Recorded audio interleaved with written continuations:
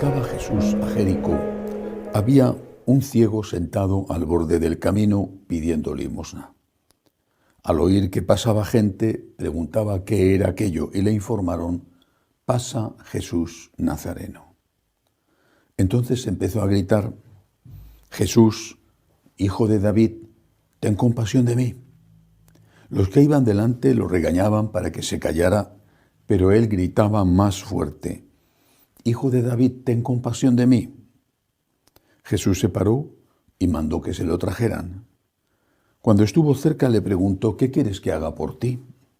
Él le dijo: Señor, que recobre la vista. Jesús le dijo: recobra la vista, tu fe te ha salvado. Enseguida recobró la vista y lo seguía glorificando a Dios. Y todo el pueblo, al ver esto, alabó a Dios. Palabra del Señor. Gloria a ti, Señor Jesús.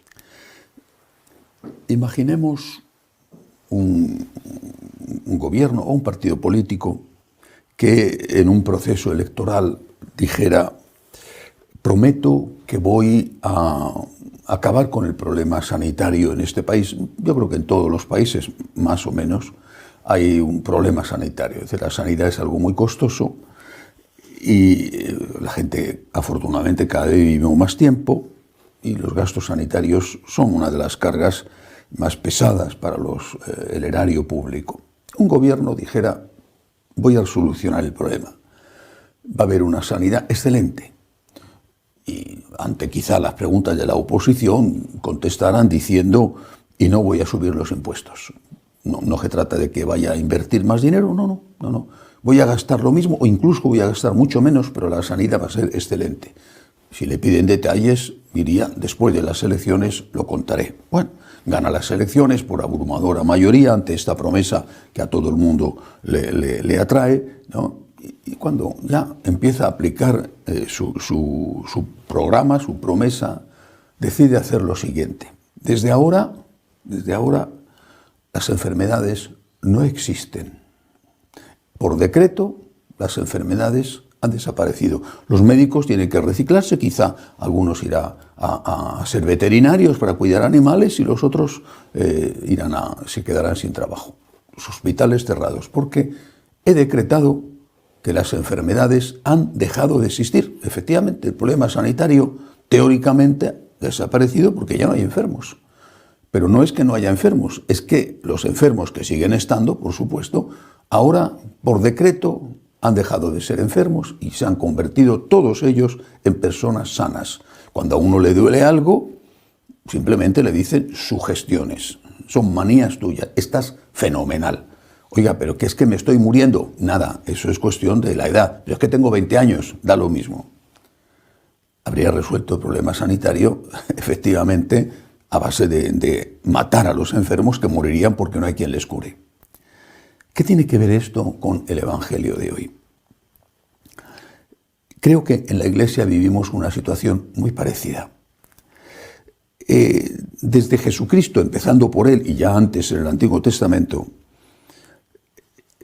lo que la Iglesia ha enseñado, lo que Jesucristo ha enseñado y ha enseñado la Iglesia, es que el pecado existe, pecado original, el pecado existe. Existe también la misericordia de Dios, pero que el hombre consciente de su pecado es invitado, es incluso rogado a que se arrepienta, a que se convierta, a que luche contra el pecado, a que, si muere en gracia, es invitado a entrar en el cielo. Bueno, no se niega la existencia del pecado. El pecado existe y la misericordia existe. Existe el pecado, existe la gracia, existe la misericordia.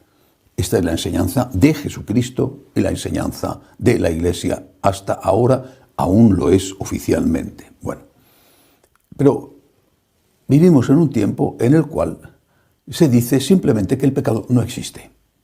Esto no es pecado. Pero si era pecado ayer, si está, lo ha dicho Jesucristo, si lo ha dicho San Pablo, si está en el Antiguo Testamento, si está en 2000 años de tradición, bueno, pero ahora, como el gobierno que decretara que las enfermedades han dejado de existir, ya no hacen falta médicos. Ahora el pecado ha dejado de existir.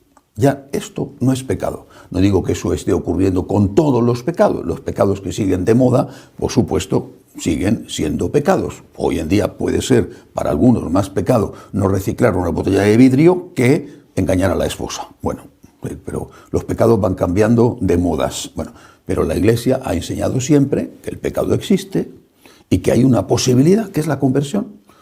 Incluso con recaídas, pues nuevas conversiones, 70 veces 7, dice el Señor que nos va a perdonar. Bueno, pero ahora ya no. Ahora, el pecado ha dejado de existir.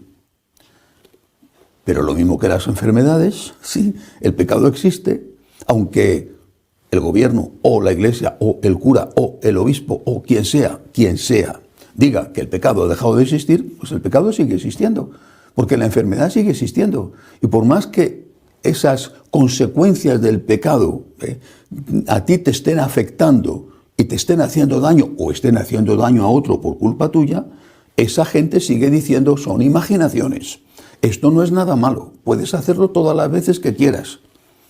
Puedes hacerlo todas las veces que quieras, pero por mucho que te digan que es bueno, los resultados siguen siendo malos.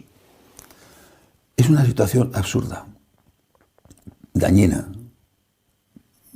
para todos, para el que hace el pecado y para el que sufre las consecuencias del pecado hecho por el otro. ¿Qué es lo que Dios nos da? El Señor nos promete y nos da tres cosas maravillosas. La virtud de la esperanza, la virtud junto con la humildad más olvidada en este momento, la virtud de la esperanza promete, son tres promesas maravillosas. Primera promesa de la virtud de la esperanza, primera promesa. Te promete la vida eterna si mueres en gracia. Segunda promesa, la promesa de acompañarte en el sufrimiento para que no estés solo y no lleves una cruz que te aplasta si la llevas solo. Tercera promesa, la promesa de la misericordia. Cuando pidas perdón, recibirás perdón.